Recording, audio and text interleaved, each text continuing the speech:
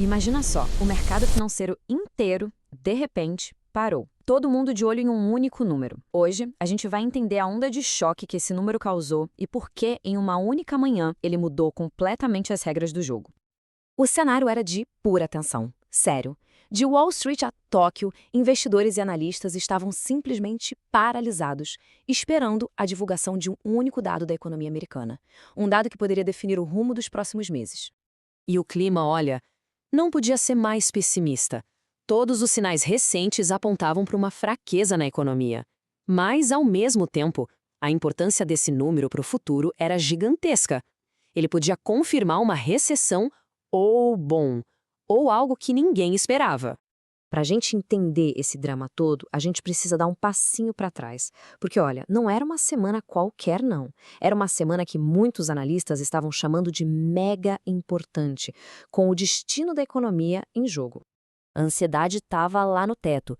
Os dados que saíram antes desse relatório pintavam um quadro bem preocupante. As vagas de emprego estavam diminuindo e, para piorar, as vendas no varejo estagnaram bem em dezembro, um mês que, poxa, deveria ser de consumo forte. O pessimismo era a regra do jogo.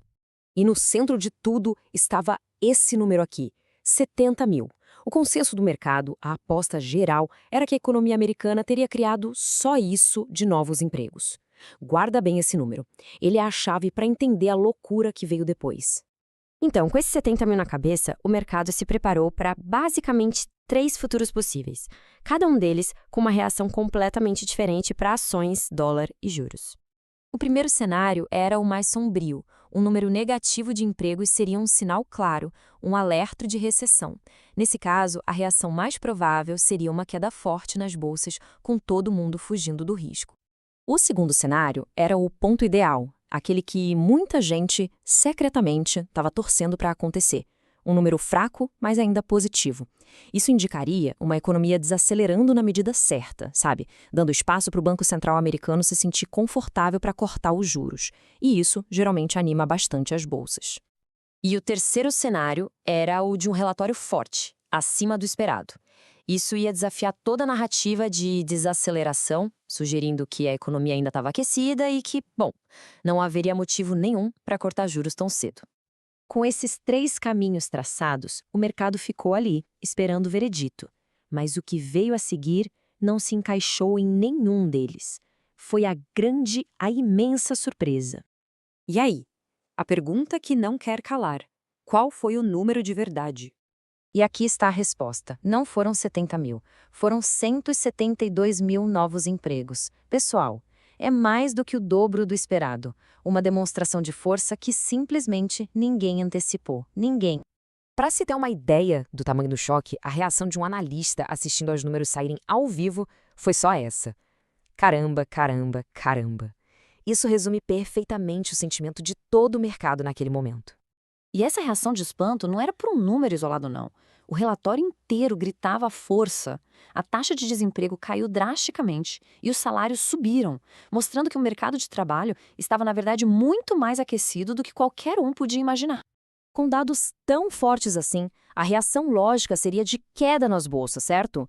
Afinal, se a economia está forte, os juros não iam cair. Mas algo bem diferente aconteceu. O mercado mudou o jeito de pensar. A lógica do mercado virou de cabeça para baixo. Antes, o pensamento era assim: dados fortes significam que os juros não vão cair, o que é ruim para as ações.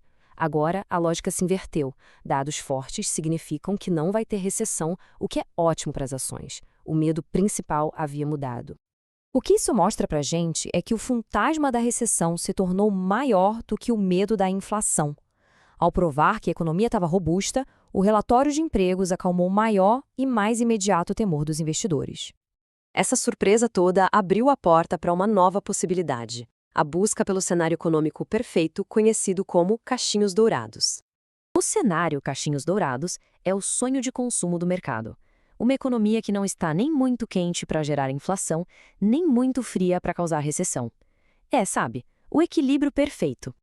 E este relatório confirmou a primeira parte da equação. A gente tem um mercado de trabalho forte. Ok, checado.